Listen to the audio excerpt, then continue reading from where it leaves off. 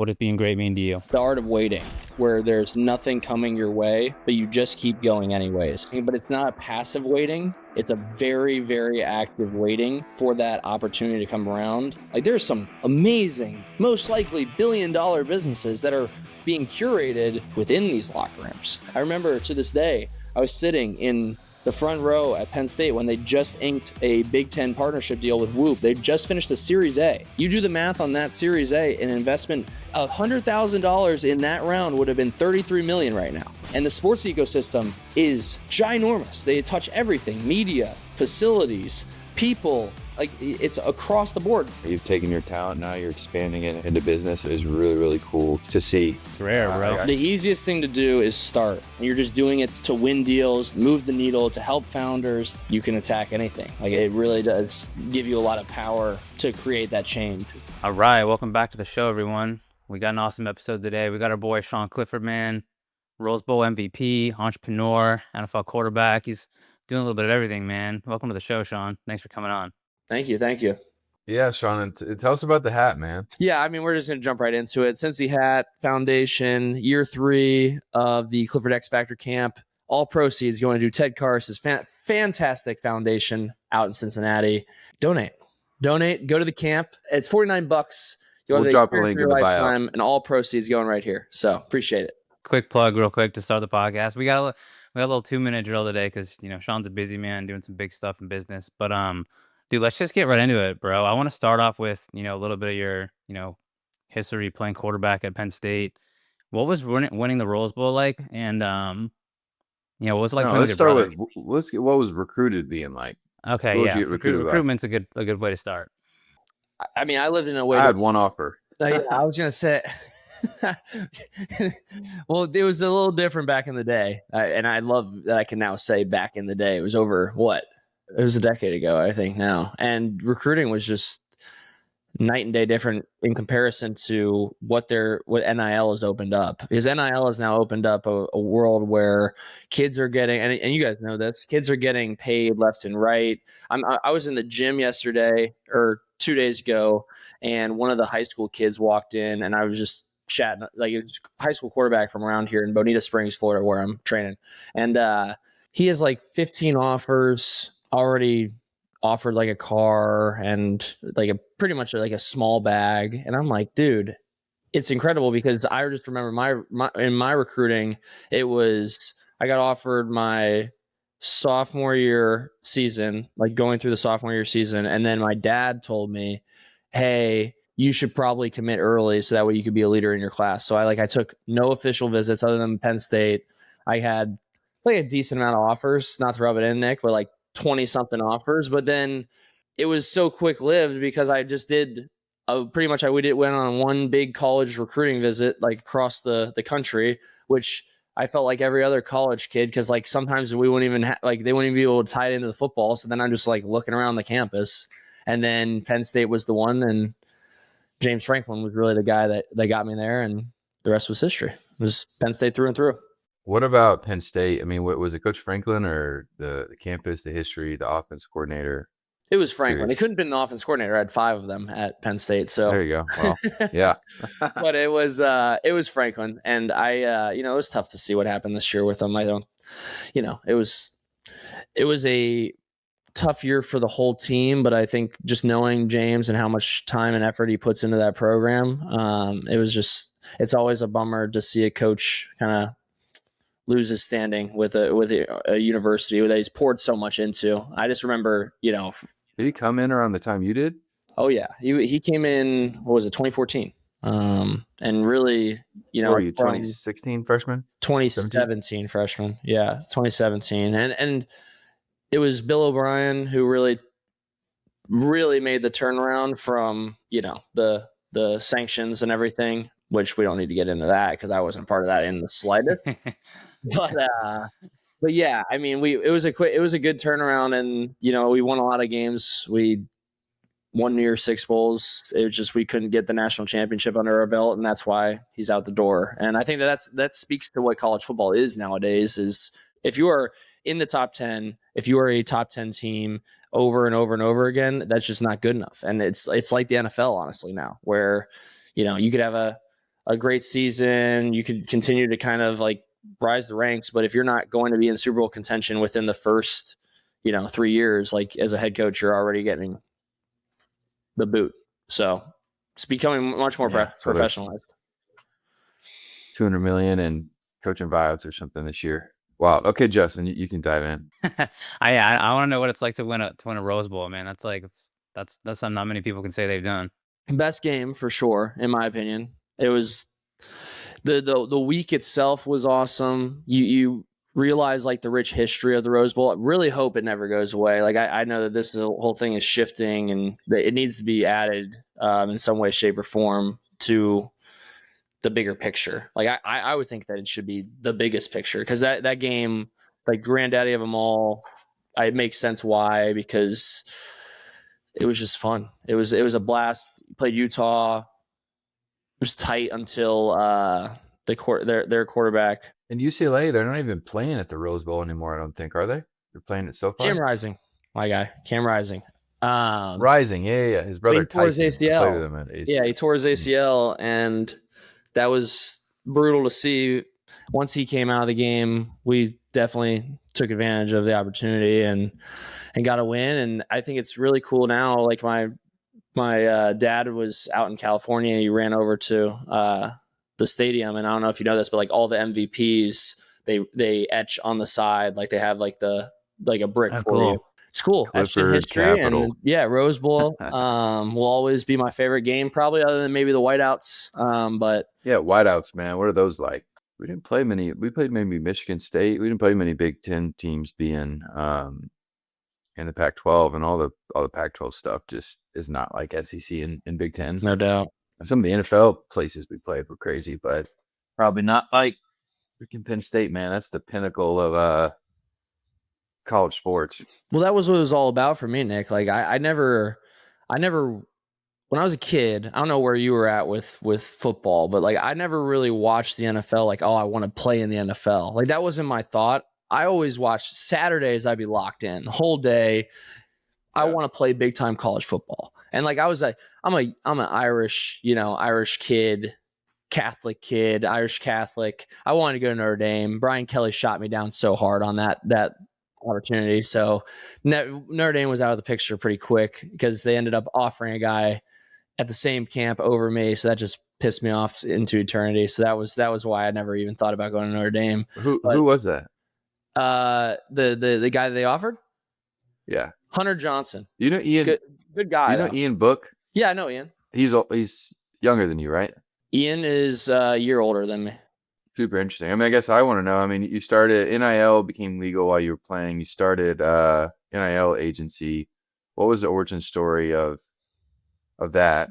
And then getting your brother involved, and I guess Justin transitioned to what he's doing today. Or yeah, tell us about the company that you built and sold, bro, while you're in college. It was fun, to say the least. So it really came from it was a creative advertising class at Penn State back in January of 2020, pre-COVID.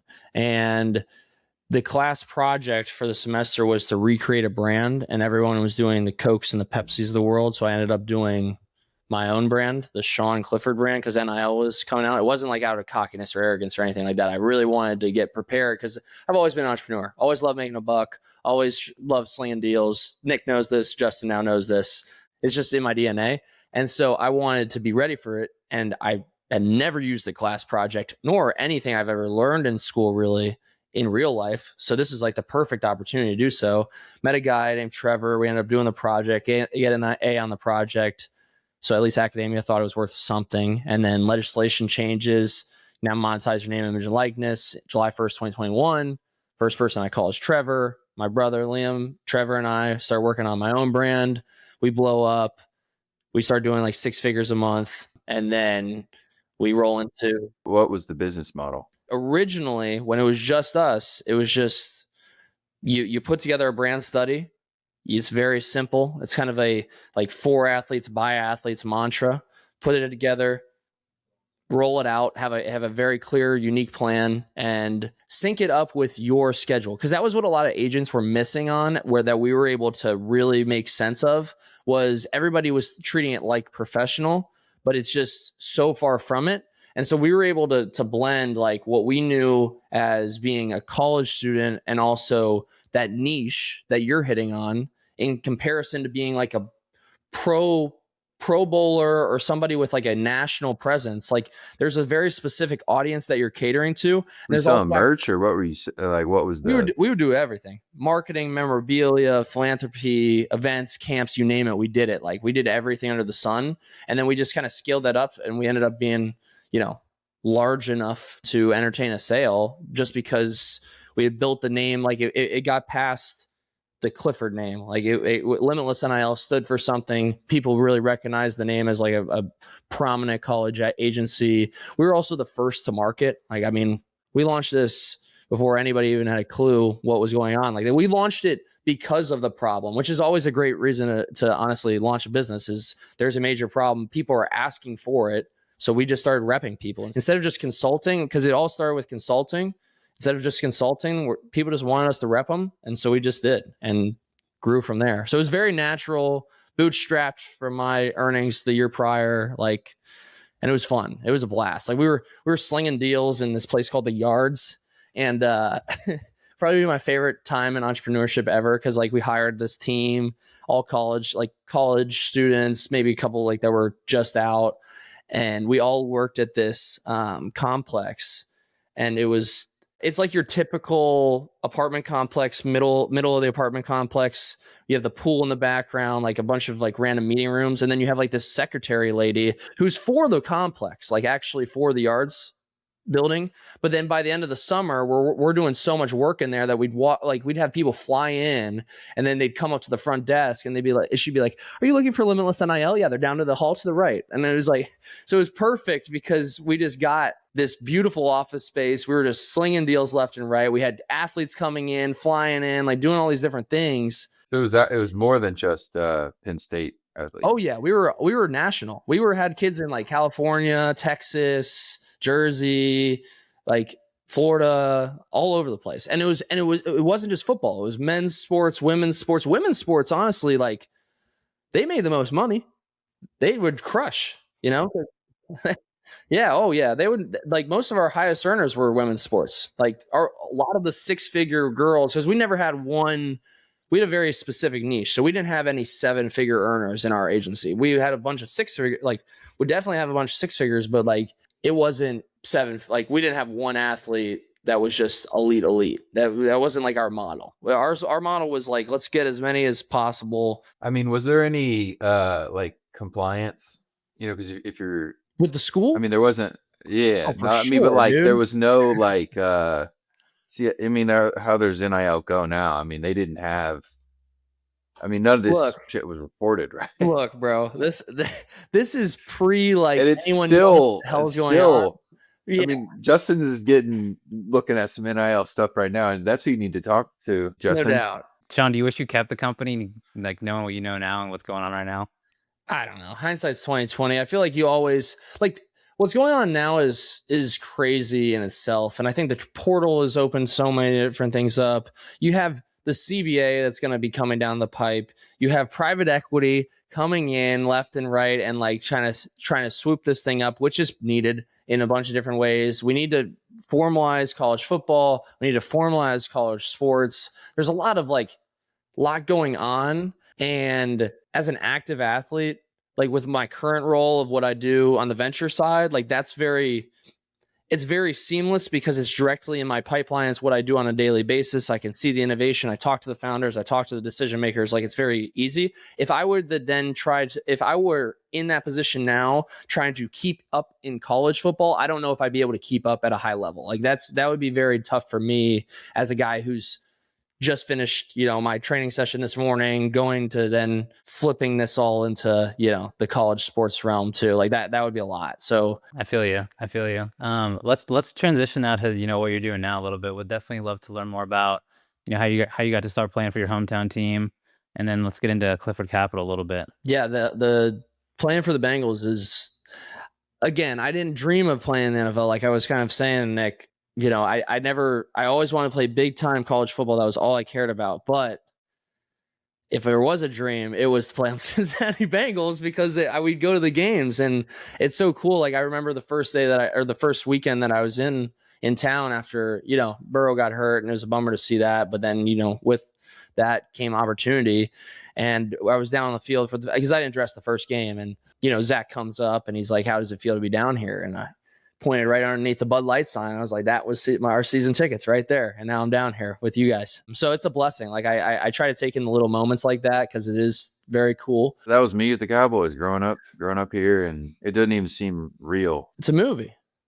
Yeah. It's crazy. But yeah, you look up in the stands and you see people you recognize and you're like, damn, man, this is just nuts. But the season went, and it was definitely a crazy year, but made the most of it, got signed back, and I feel like they're very excited about the opportunity that I bring to the table. I feel like I am playing my best ball. I'm very confident. I'm very schedule oriented, detail oriented. And I felt like after rookie year, I don't know if you felt this way, Nick, but like I didn't know what to do, and I didn't use that time wisely, and I didn't get better. But then now I've mastered this off season, and now it's like going into year 4, I can assure you I've never felt better. I've never thrown the ball better. I've never felt better. And so I feel like I have a lot to offer the Bengals this year. And I truly want to, vow for that backup role. And I do not shy away from saying that. Like I'm very excited about the opportunity in whatever role. I feel like I can give a lot to the team this year. So Jack, to be back in the hometown 513, shout out for sure. Fire me Sounds a up, dog, man. It's man. epic. I'm very curious because, you are playing with probably, top 5 quarterback in the league. What have you learned from playing with Joe? Both Joes this year, because yeah, true. Flacco came in and really, because you got to remember, like Burrow was rehabbing a lot. So I wasn't with him until the back end when he kind of came back into the fold the last, I'd say 7 weeks. And Burrow is somebody I've learned a lot from. I think I learned a lot from watching him because he's just so elite. Like he is truly, in my opinion, probably the best quarterback in the NFL as just a pure passer of the football, somebody who can just find space, be able to see space in zones, win in man, and really, really just put the ball exactly where he wants to. And when he's doing it at a high level, first practice he came back and did 7-on-7. There wasn't a ball on the ground, and it's just so impressive just because every detail matters. So you learn a lot from watching Joe. I would say on the flip side, on Flacco, you learn a lot from listening to Flacco because he's going to talk a lot. He shares a lot of stories. Really good dude. But his experience, he's, 18 years in the league? Wow. I think. Yeah. That's wild. He's met so many coaches. You realize how quickly, like he came in on a Monday, Tuesday, he studies the playbook. Wednesday, we go into Wednesday practice, which is just, your typical normal downs day. And we go through the list of plays that we're running, which is damn near a whole new playbook for him. And we get to the end of the meeting. He doesn't say much the whole meeting. And then they say, Brad Cragthorpe, our QB coach, was like, you got any questions? And he always loves sitting back in his chair. He'll just sit back in his chair. He's like, nah, I'm good.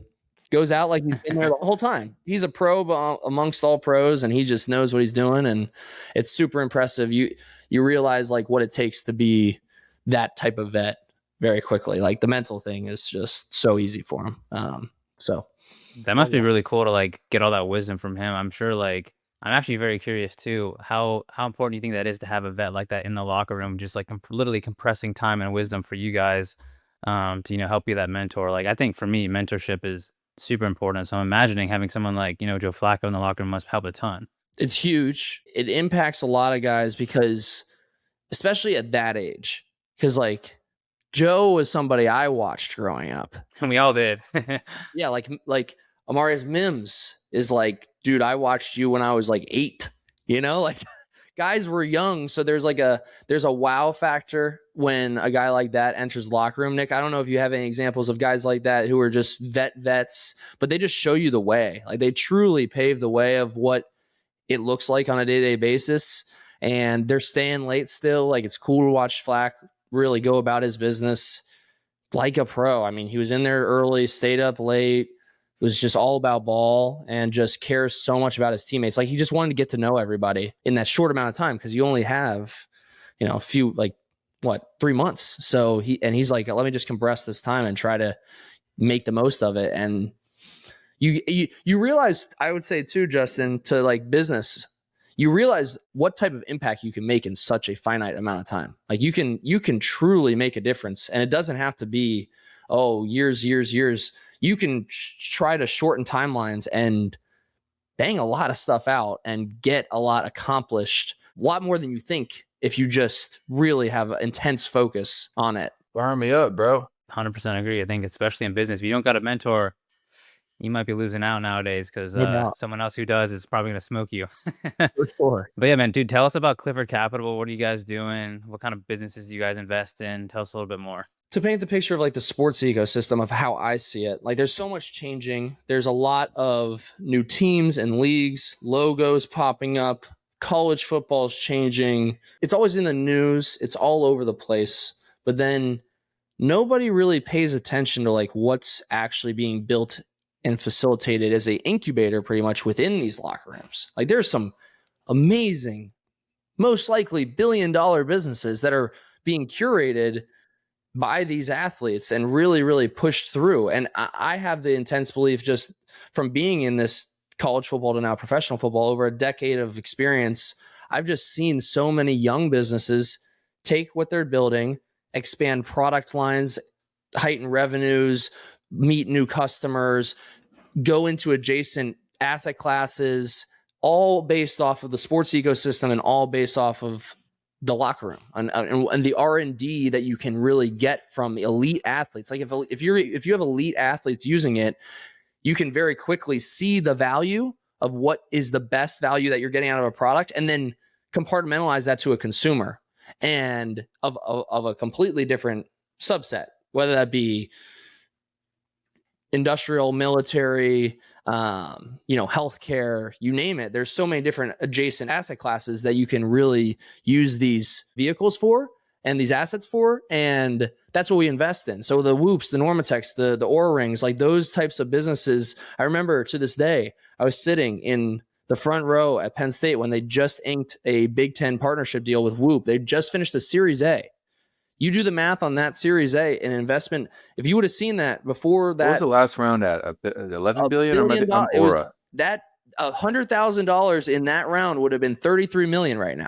Like you start to see the value of what these businesses can bring to the table, and the sports ecosystem is ginormous. They touch everything: media, facilities, people, the whole nine. Like it's across the board. And now Didn't Hypervolt crush it too?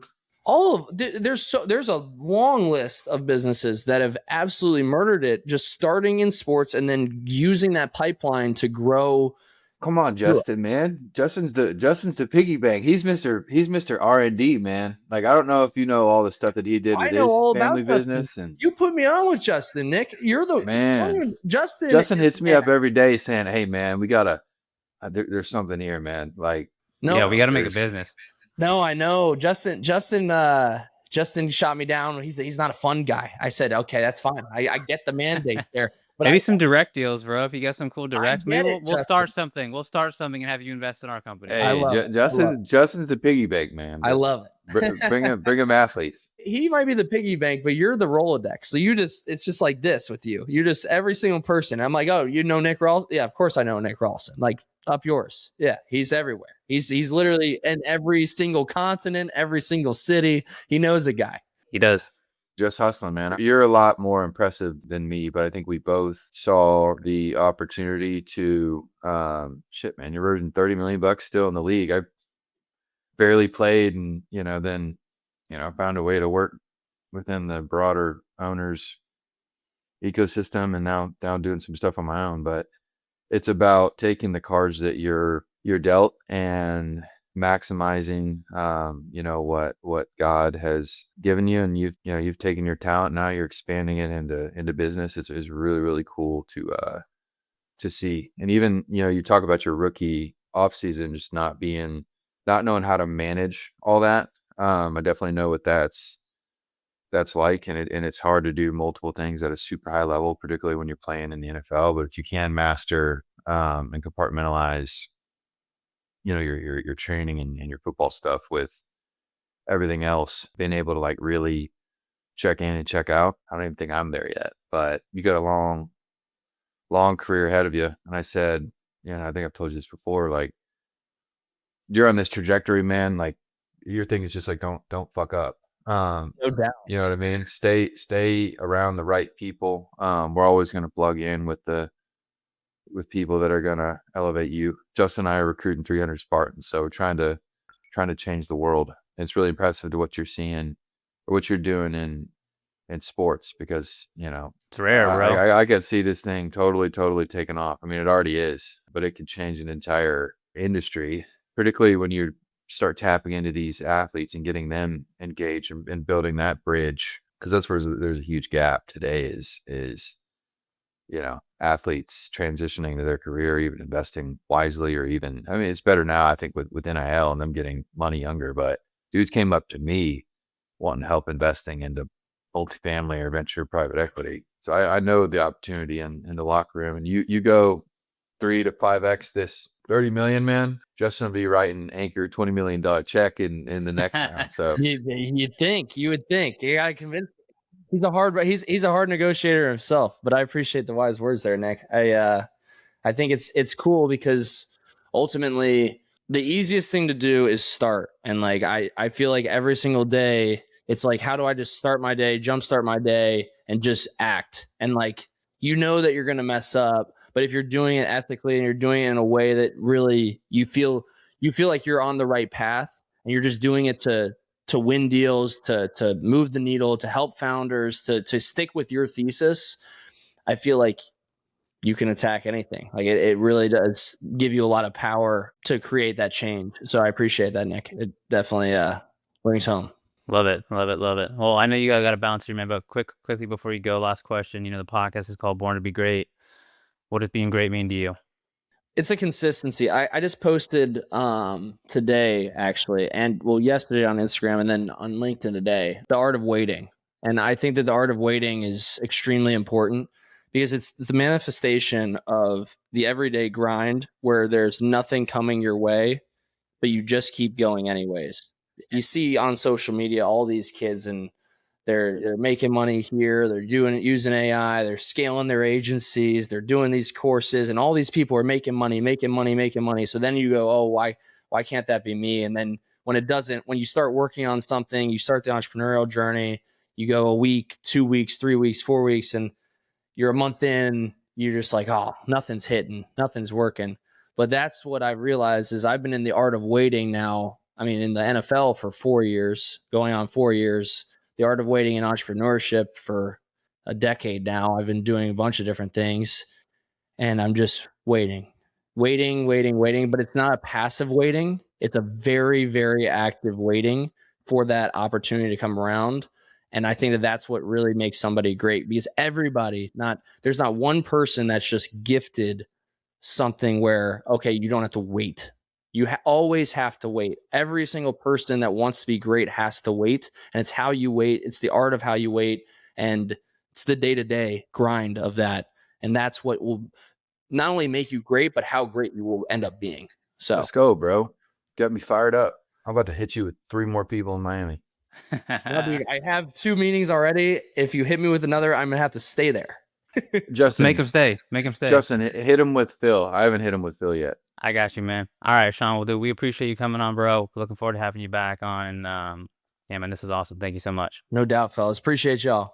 All right, big dog.